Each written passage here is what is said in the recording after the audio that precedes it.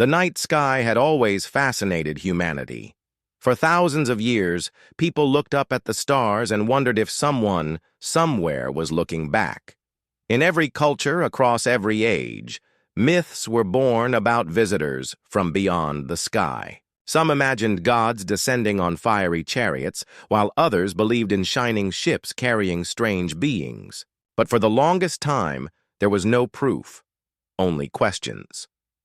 The question that echoed again and again was simple: are we alone? In the 21st century, technology had advanced enough to let humanity search deeper. Telescopes orbiting Earth captured thousands of distant galaxies. Radio antennas listened for whispers in the cosmic dark. Scientists at observatories mapped stars and cataloged planets that could hold life. Yet the answer never came. The silence of the universe was both comforting and haunting. Comforting because humanity could believe it was special. Haunting because the silence seemed unnatural, almost like someone out there was hiding. In a research center in Arizona, a group of scientists gathered late into the night. They were part of a global project to scan signals from space. Every night, their machines recorded endless waves of noise from distant stars. Most of it was static, random bursts from quasars, pulsars, or dying suns. But that night was different. A pattern appeared on the screens. It was faint, almost hidden inside the static, but it repeated again and again. One scientist leaned closer to his monitor, his heart beating faster. Patterns in the universe rarely came by accident. Nature could be chaotic, but repetition meant intelligence. "Check it again," one of them whispered. They ran the signal through their systems, filtering out background noise. Slowly, the sound became clearer. It was not random. It was deliberate. A series of tones stretched out in a mathematical rhythm. Prime numbers. Simple, universal, something any intelligent mind would understand. The room went silent, and everyone stared at the screen. For the first time, humanity had heard a voice from the stars. News of the discovery spread quickly. At first, only scientists and officials knew about it. But soon, the world caught the rumor.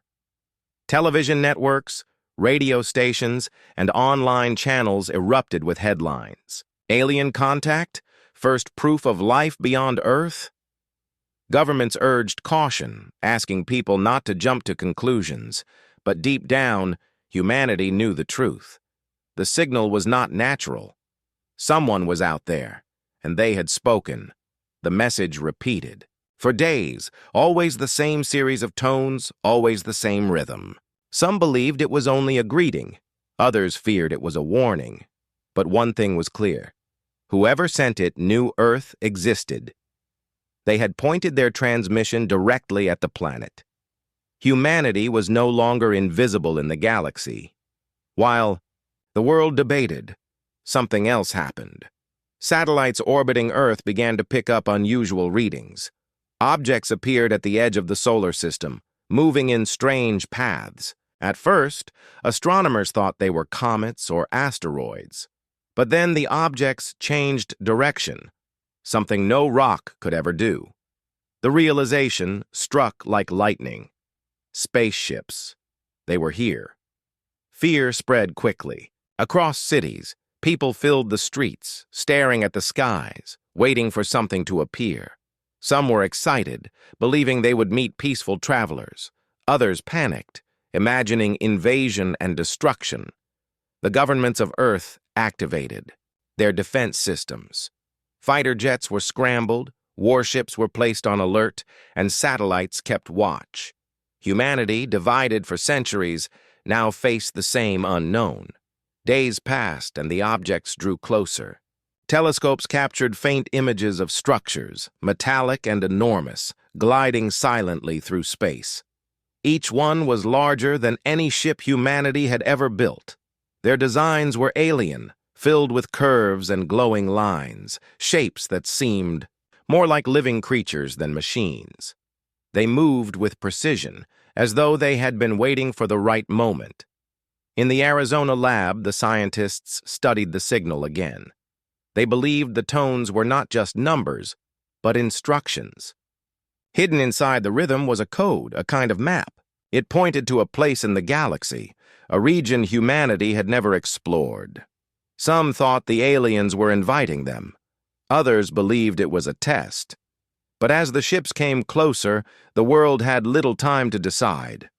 On the night of their arrival, the sky over Earth was alive with light. People stood on rooftops, in parks, and on beaches, watching as glowing shapes drifted silently above the clouds.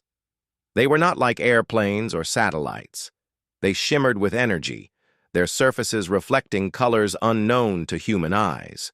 For a moment, the world held its breath. The question of centuries had been answered. Humanity was not alone, but the answer brought no comfort. The truth was only beginning, and no one knew if it was the start of peace or the shadow of war. The first sighting of the alien ships above Earth changed everything. For centuries, humans had wondered, doubted, and dreamed, but now the answer was no longer hidden. The ships glowed softly in the sky, moving with quiet grace, as if they had been waiting for this moment all along. Across every country, people watched, speechless. The silence of the world was broken only by whispers of fear and wonder. In New York, crowds gathered in Times Square, staring at the sky instead of the giant screens. News channels broadcast live images of strange vessels hovering high above. The atmosphere. They were not like human aircraft. Their designs were curved, organic, and alive with faint pulses of light. Some glowed with a deep blue aura, others shimmered in red and gold. They floated without sound, without wings or engines, like creatures from a dream. Scientists were overwhelmed. Governments were cautious, soldiers prepared for the worst. But ordinary people felt something deeper. They felt both very small and very important. The universe had noticed them. In Arizona, the same group of scientists who first caught the signal stayed glued to their monitors. The repeating tones still pulsed across their screens, steady and clear. One young researcher whispered, "They wanted us to hear this before they arrived." His words sent a chill through the room. If the aliens had planned this, then they had studied humanity long before making their appearance. Meanwhile, leaders across the world met in secret rooms and war councils. Some wanted to respond with peace, others with strength. Old rivalries between nations were put aside, at least for the moment, because everyone knew they were facing something larger than politics. The question was simple. What did the aliens want? That night, a new development shook the planet. One of the alien ships lowered closer to Earth's orbit. Telescopes tracked its path as it moved slowly but with clear intention. It glided above the Pacific Ocean, its hull shimmering with strange markings that seemed to shift like liquid light. Then, for the first time, a beam of energy extended from the ship. It was not a weapon. Instead, it projected a hologram into the sky visible to billions. The image was breathtaking. It showed the galaxy, vast and endless, with glowing paths between stars. Then a symbol appeared at the center. Not human, not any language known on Earth. It pulsed with light, then split into 3 smaller symbols. One looked like a planet, one like a star, and one like a hand reaching outward. The meaning was unclear, but everyone watching knew it was a message. The aliens were trying to communicate. In the control rooms of governments, voices rose in panic. Some feared it was a warning, others thought it was an invitation. In homes and schools, people cried and cheered at the same time. Children pointed at the sky, asking their parents what it meant. No one had an answer, but not everyone saw it as wonder. In some parts of the world, riots broke out. People shouted that the end of the world had come. Others prayed in the streets, asking for protection. Still others celebrated, believing this was the dawn of a new age. The planet was united in fear and divided in reaction. In Washington, the president gathered his advisors. "We cannot ignore them," he said firmly. If they wanted to destroy us, they already could have. This message means something. We have to answer. Across the ocean, in Moscow, in Beijing, in London, leaders came to similar conclusions. Humanity had to speak back, but the question was, how? The Arizona team worked day and night to decode the signal. They compared the tones to the hologram shown in the sky. Slowly, they began to notice connections. The rhythm of the tones matched the paths of stars shown in the projection. It was like a map being drawn in sound and light. A destination was being revealed. The aliens were pointing humanity towards something in the galaxy, but as scientists worked, the world itself began to change. The presence of the ships had an effect no one expected. Strange power surges occurred in satellites and communication systems. Weather patterns shifted near the oceans. Animals behaved differently, as if they could sense something humans could not. It was as though the aliens' very presence was altering the balance of Earth. Among the ordinary people, one story stood out. In a small fishing village in Japan, an old man claimed he had seen these ships before, long ago, in his youth. He described glowing vessels that appeared above the ocean one night and disappeared the next. No one believed him then, but now his tale spread quickly. People wondered if the aliens had visited Earth for centuries, watching silently, waiting for the right time. The night grew tense when a strange event occurred.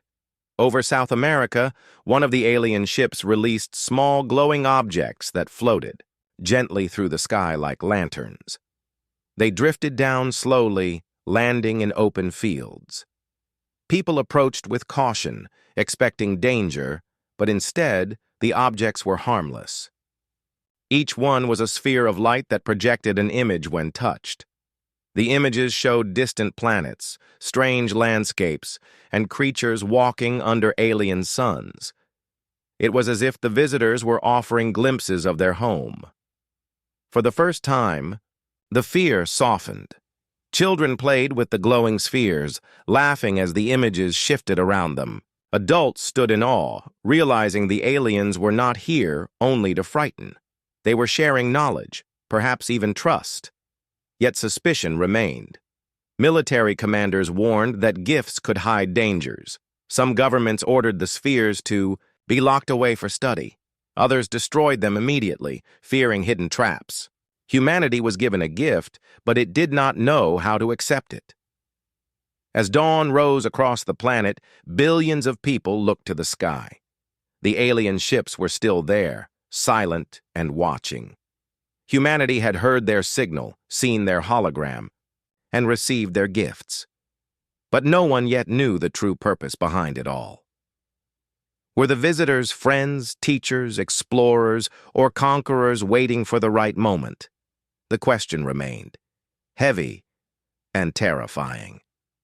For the first time in history, humanity had neighbors, and the galaxy no longer seemed so empty.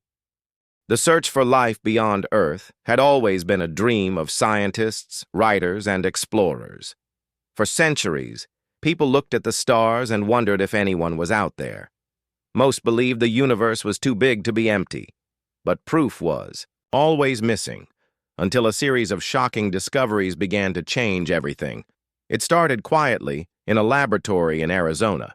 Dr. Helen Ward, an astronomer who had spent her life studying the skies, noticed something unusual in the data from her radio telescope. Among the usual background noise of the cosmos, she found repeating signals. At first, she thought it was interference from satellites or machines.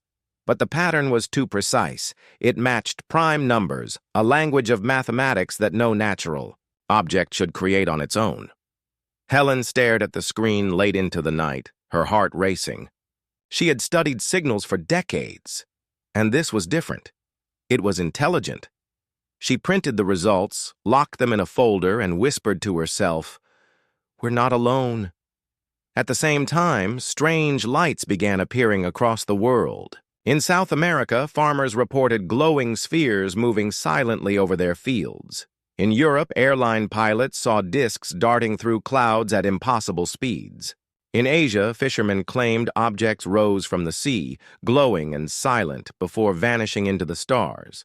At first, each report was dismissed as fantasy, but the number of sightings grew so quickly that even governments could not ignore them. David, a young researcher who had always followed UFO stories, felt a rush of excitement. He read about Helen's discovery online, though it had not been officially confirmed.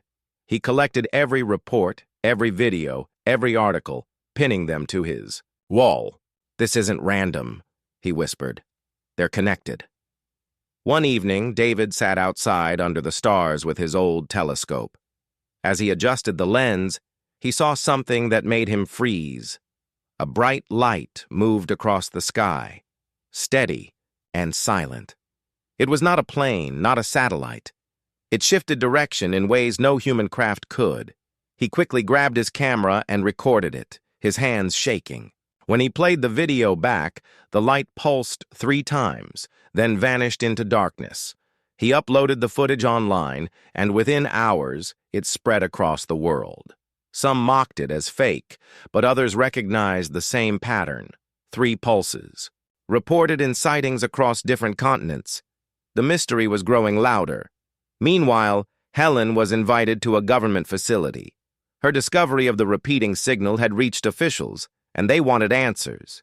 She was escorted into a secure room where other scientists already waited.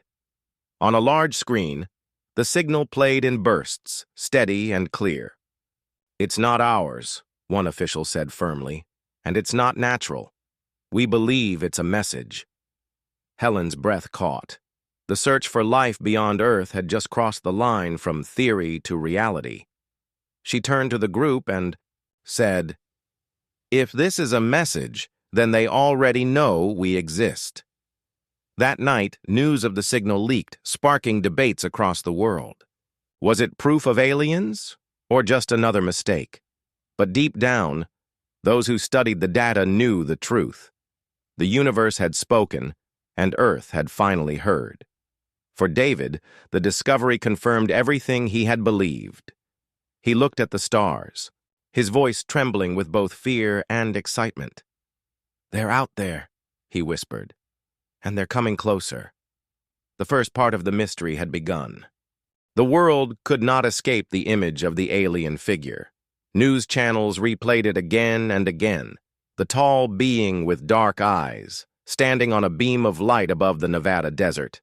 Some people studied every detail, searching for hidden meanings, in the shifting colors of its robe or the symbols glowing in the air.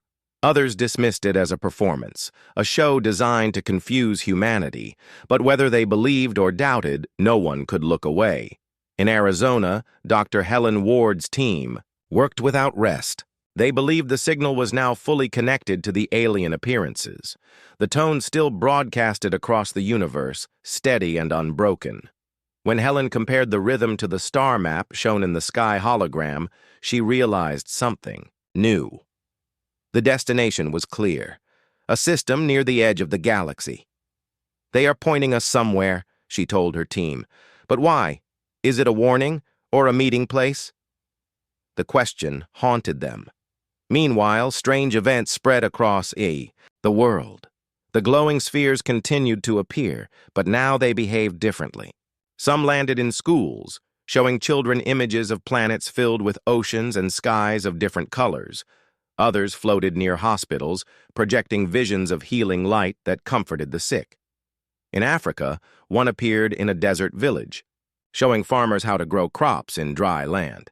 These gifts seemed peaceful, yet governments remained suspicious. Were they lessons or tests? In Washington, the president faced pressure from his generals. "We cannot let them act freely," one warned. "Every gift they give could be a weapon, every vision a way to control us." But others argued that humanity had no choice but to learn. "If they wanted to destroy us, they already would have," one advisor said. The debate never ended because no one knew the truth. While leaders argued, ordinary people began to change. Across cities, movements rose calling for peace with the visitors. Groups gathered in parks, holding signs that read, "Welcome to Earth." Musicians wrote songs about the ships, poets wrote verses about the galaxy, and children painted pictures of glowing beings. At the same time, fear also grew. Other groups demanded, "The aliens leave Earth alone." They marched in anger, burning images of ships, shouting that humanity must resist. The world was divided, yet bound together by the same mystery. Then came the first real communication. One evening, in the middle of Tokyo, a beam of light appeared between tall buildings. From it, a projection of the alien figure stepped forward. People froze in shock, traffic stopped, and cameras captured every moment. The alien raised a hand, and the lights around it formed a sequence of symbols. Slowly, the symbols shifted into images of Earth itself, spinning in space. Then came another image, Earth alongside countless other planets, all connected by glowing lines. Finally, the alien pointed to the stars above, and the lights faded. Scientists later explained that the projection was showing Earth as part of a larger community. The lines meant connections, maybe alliances or paths. But many people saw something different. Some saw hope, others saw control. Once again, the meaning was unclear and fear mixed with wonder. Not long after Tokyo, more projections appeared in other cities. In Cairo, in Paris, in Rio, and in Johannesburg, the alien figure appeared in beams of light, repeating similar symbols. The message was spreading to every corner of Earth. Humanity was being told the same thing again and again. You are part of something bigger. But behind the awe, a shadow grew. Satellites around the moon captured new images. More ships, larger than the ones above Earth, were hiding in the shadows of craters. They were silent, unmoving, but their presence was undeniable. The number of ships was now in the dozens. Some whispered it was an invasion force. Others said it was simply a fleet, a gathering of explorers. No one knew for sure, but the sight of so many vessels made the world uneasy. In secret bases, militaries prepared. Weapons were aimed at the skies, missiles loaded, and plans written in case the worst happened. But deep down, the leaders knew the truth. No weapon humanity had could match ships that defied gravity and projected light across planets. The Earth was at the mercy of its visitors. Yet among the fear, something remarkable happened. In small corners of the world, people from different nations began to work together. Scientists shared information across borders, breaking traditions of secrecy. Pilots trained side by side with allies and rivals alike. The alien ships had forced humanity to look past old divisions, even if only for survival. For the first time in history, Earth began to act like a single planet. Dr. Ward watched all of this unfold with quiet determination. She believed the signal was a test, but not one of weapons. "They are watching how we respond," she told her team. "They want to see if we can work together, if we can become more than what we are." Her words carried hope, but also fear. If the visitors judged humanity unworthy, what would happen then?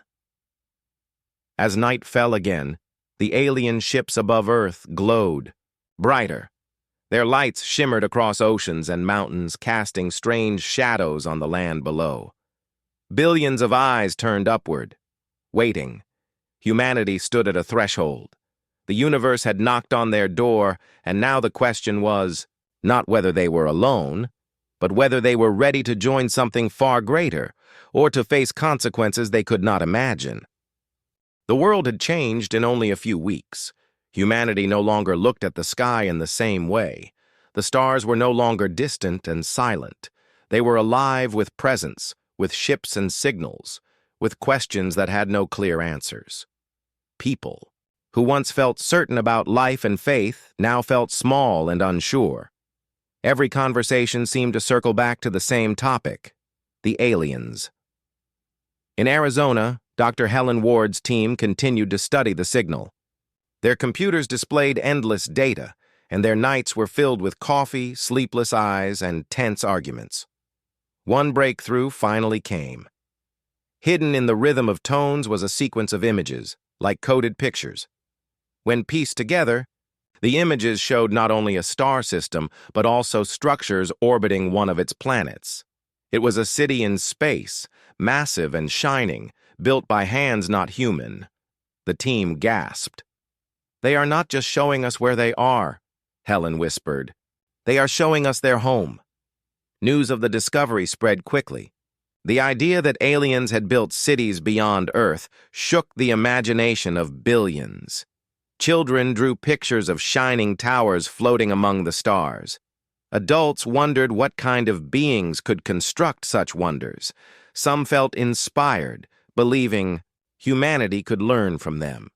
Others felt threatened, asking how Earth could ever defend itself against a race capable of building cities in space. As the world processed this news, another strange event occurred. Across different continents, alien spheres appeared again, but this time they projected the same image everywhere. A circle of planets connected by glowing paths, with Earth placed at the center. The meaning seemed clear. Humanity was being invited, or perhaps expected, to take part in something larger. The reaction was mixed. Some nations declared it a call to unity. Others saw it as a trap, a way to pull Earth into alien control. In Washington, the president met with military and science leaders. "We cannot avoid this forever," he said. "They are pushing us to respond. The world must decide whether to accept or reject this invitation." But deciding was not easy. Nations argued, suspicious of each other, unwilling to trust. Old fears rose again. If Earth sent representatives, who would speak for humanity? No one wanted another country to control first contact. Meanwhile, ordinary people felt powerless. In a small town in Italy, a schoolteacher told her students that the future of humanity might depend not only on governments, but on the choices of individuals. "We are being tested," she said softly. "How we act toward each other will decide how they see us." Her words spread across social media, shared millions of times, because they reflected what many felt in their hearts. The alien ships above Earth continued to glow faintly, silent observers of everything happening below. They neither harmed nor helped, yet their presence guided every decision humanity made. And then came something that shocked even the most doubtful minds. One evening, in the skies above Brazil, one of the ships opened again, and a smaller craft descended. Unlike the massive vessels, this one was small, almost the size of a jet. It glowed in silver and blue, landing softly in a field outside a city. People rushed toward it, recording with phones, shouting, praying, and crying all at once.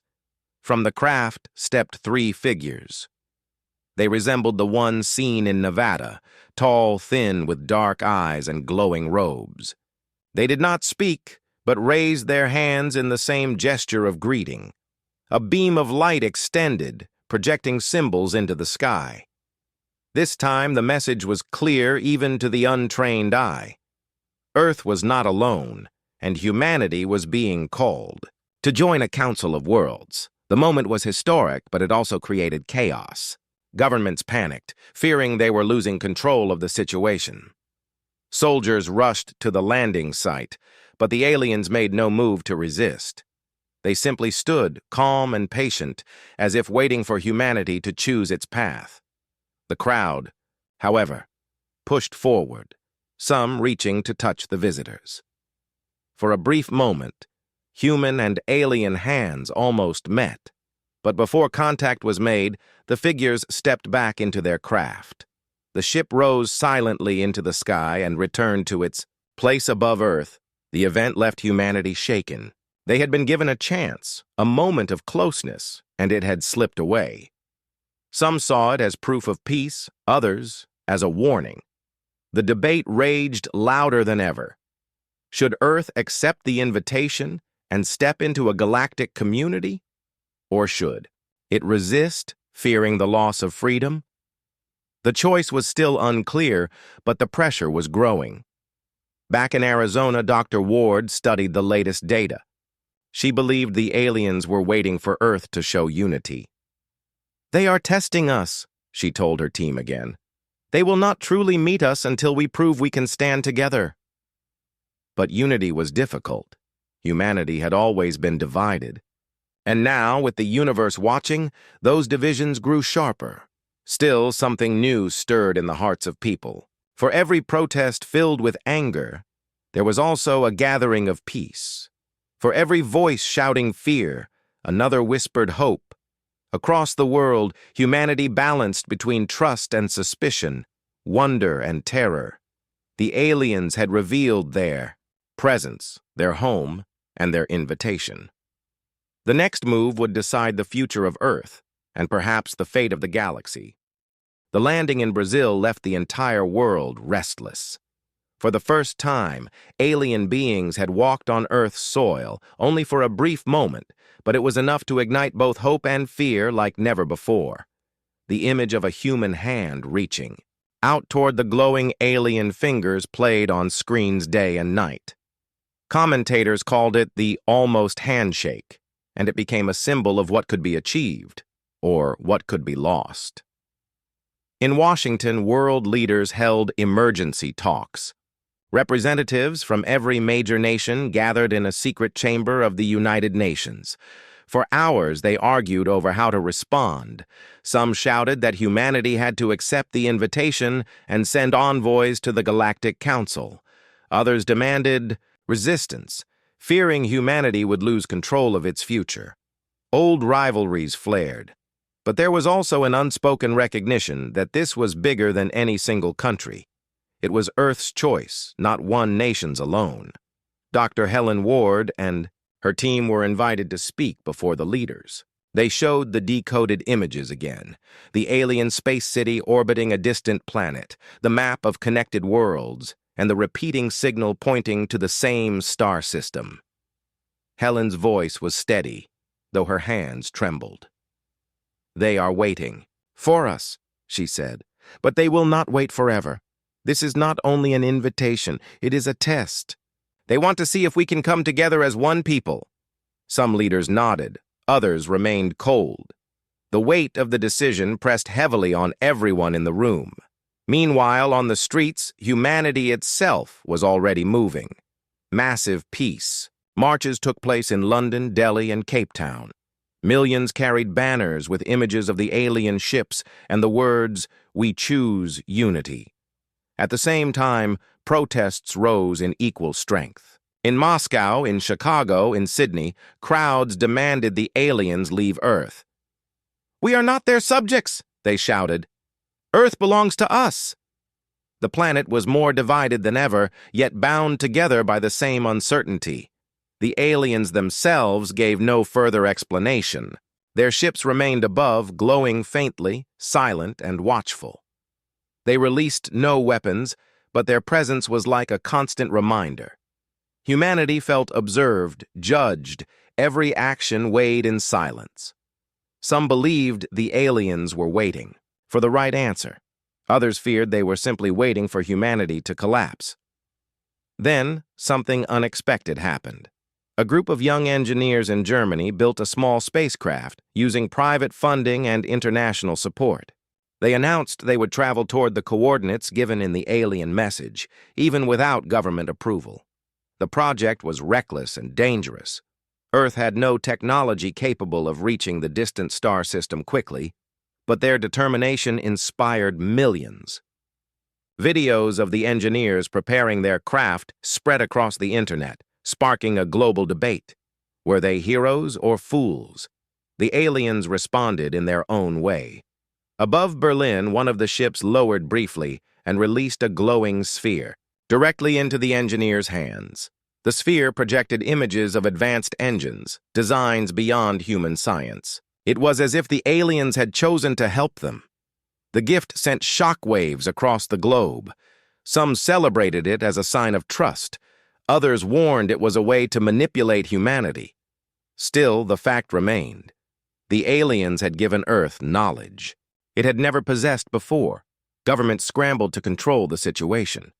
Military leaders demanded the sphere be taken for study, but the engineers refused. They insisted it belonged to all humanity, not just one nation. Their resistance made them symbols of a new movement, a belief that the aliens' message was for everyone, not the powerful few.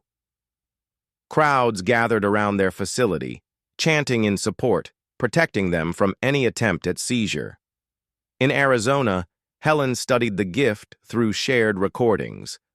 Her heart pounded as she realized the designs were not just technology, but lessons. "They are teaching us how to travel," she whispered. "They want us to come to them." She felt both hope and dread. If humanity accepted this knowledge, it would step into the galaxy. But stepping forward meant never turning back. As the days passed, tensions grew higher. Reports emerged of strange lights near military bases, as if the alien ships were monitoring weapons closely.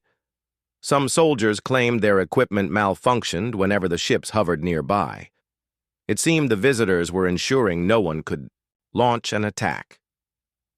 The message was clear: peace or nothing. Finally, one night, the alien ships above Earth glowed brighter than ever. Beams of light stretched down to major cities around the world. The alien figure appeared again in each beam, repeating the same images. Earth at the center of glowing paths, connected to other worlds. Then, for the first time, a sound filled the air.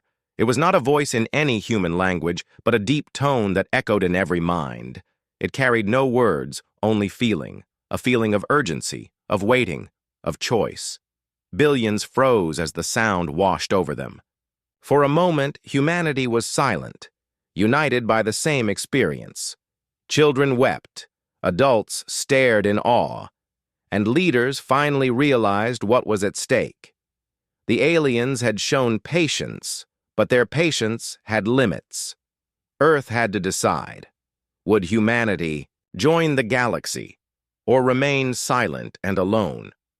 The night ended without violence, but the weight of the decision was heavier than ever. Humanity stood on the edge of history. The future of the planet would be written not by stars, but by the choices of its people.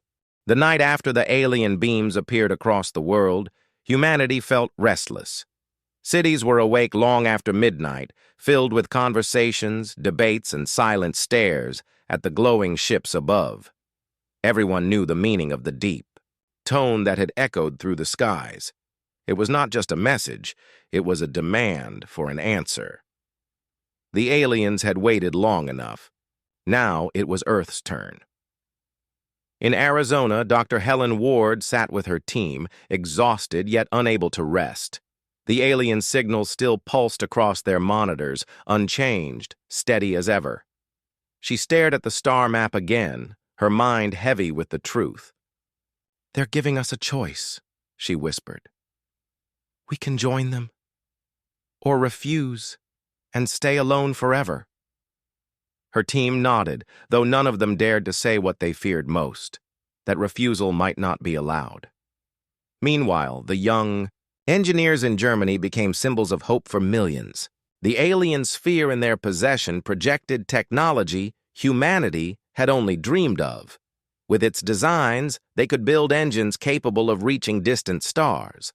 Crowds gathered outside their workshop daily, chanting support, calling them pioneers of a new age. But governments feared losing control. Secret agents watched them, and military leaders whispered about seizing the sphere. The tension grew, a quiet battle between power and progress. On the streets of major cities, humanity's division became clear. Some people prayed for acceptance of the invitation, believing it was humanity's destiny. Others demanded rejection, fearing submission to alien rulers. In Paris, peaceful marches turned into violent clashes between opposing groups. Fires burned, and soldiers stood guard as chants of "join them" battled against cries of "stay free." The aliens did nothing to intervene. They only watched. Then an unexpected event shook the fragile balance. Over the skies of India, one of the massive alien ships lowered closer than ever before. Its hull shimmered with golden light, casting shadows across entire cities. From its underside, A new kind of beam stretched downward. But this one was not a projection. It pulled something upward. People gasped as a massive river of water lifted into the sky, flowing like liquid glass into the ship. Fish and debris floated helplessly, as the Ganges itself seemed to rise. Panic spread quickly. Was this a demonstration of power, or a desperate act for resources? The ship released the water minutes later, pouring it gently back into the riverbed. No damage was done, but the message was clear. The aliens had technology so powerful that Earth's greatest resources were like toys in their hands. It was a reminder of who truly held control. World leaders reacted with urgency. Emergency meetings were held in Washington, Beijing, and Geneva. Some generals shouted for weapons, even if hopeless. Others begged for negotiation before the aliens lost. Patience. In the end, one truth became undeniable. Earth could not fight. It could only choose how to respond. That same night, the aliens made their most direct gesture yet. In every major capital, their beams returned, and the alien figure appeared once more. This time, instead of showing maps and symbols, it pointed at the sky. The stars glowed brightly above, and the figure raised its hand as if beckoning. It was a call. Humanity was being asked to come forward, to step beyond its home and meet the galaxy. Dr. Ward recorded the event and studied it carefully. Tears filled her eyes as she whispered, "They are waiting for our answer." Around her, the team sat in silence, realizing history was at its breaking point. Humanity could no longer hide behind fear or denial. A decision had to be made. In Brazil, where the smaller craft had landed before, crowds gathered again in the same field. This time, they carried torches, banners, and songs. They stood together in hope, as if expecting the aliens to return. Among them was a young boy holding a handmade sign that read, "We are ready." Images of the gathering spread worldwide, becoming a symbol of courage. For the first time, it seemed humanity was leaning toward one voice, but in hidden corners, not everyone agreed. Secret groups whispered about resisting the aliens with all they had. Weapons were moved, plans prepared, though no one truly believed they could succeed. Still, the instinct to fight lived strong in human hearts. Fear is difficult to silence, even in the face of awe. As dawn rose across Earth, the ships glowed, brighter. Their lights shimmered across oceans and mountains, casting the planet in an otherworldly glow. Humanity stood united in one truth. The moment of choice had arrived. Would Earth take its first step into the galaxy, or would it turn away and face consequences unknown? The silence of the aliens was heavy, as if the universe itself held its breath. Billions of people waited, knowing the next move belonged to humanity. The night after the alien beams appeared across the world, humanity felt restless. Cities were awake long after midnight, filled with conversations, debates, and silent stares at the glowing ships above. Everyone knew the meaning of the deep tone that had echoed through the skies. It was not just a message, it was a demand for an answer. The aliens had waited long enough. Now it was Earth's turn. In Arizona, Dr. Helen Ward sat with her team, exhausted yet unable to rest. The alien signal still pulsed across their monitors, unchanged, steady as ever. She stared at the star map again, her mind heavy with the truth. "They're giving us a choice," she whispered. "We can join them, or refuse and stay alone forever." Her team nodded, though none of them dared to say what they feared most, that refusal might not be allowed. Meanwhile, the young engineers in Germany became symbols of hope for millions. The alien sphere in their possession projected technology humanity had only dreamed of. With its designs, they could build engines capable of reaching distant stars. Crowds gathered outside their workshop daily, chanting support, calling them pioneers of a new age. But governments feared losing control. Secret agents watched them, and military leaders whispered about seizing the sphere. The tension grew, a quiet battle between power and progress. On the streets of major cities, humanity's division became clear. Some people prayed for acceptance of the invitation, believing it was humanity's destiny. Others demanded rejection, fearing submission to alien rulers. In Paris, peaceful marches turned into violent clashes between opposing groups. Fires burned, and soldiers stood guard as chants of "join them" battled against cries of "stay free." The aliens did nothing to intervene. They only watched. Then an unexpected event shook the fragile balance. Over the skies of India, one of the massive alien ships lowered closer than ever before. Its hull shimmered with golden light, casting shadows across entire cities. From its underside, a new kind of beam stretched downward. But this one was not a projection. It pulled something upward. People gasped as a massive river of water lifted into the sky, flowing like liquid glass into the ship. Fish and debris floated helplessly, as the Ganges itself seemed to rise. Panic spread quickly. Was this a demonstration of power, or a desperate act for resources? The ship released the water minutes later, pouring it gently back into the riverbed. No damage was done, but the message was clear. The aliens had technology so powerful that Earth's greatest resources were like toys in their hands.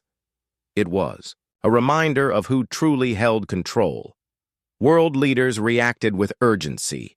Emergency meetings were held in Washington, Beijing, and Geneva. Some generals shouted for weapons, even if hopeless. Others begged for negotiation before the aliens lost. Patience. In the end, one truth became undeniable. Earth could not fight.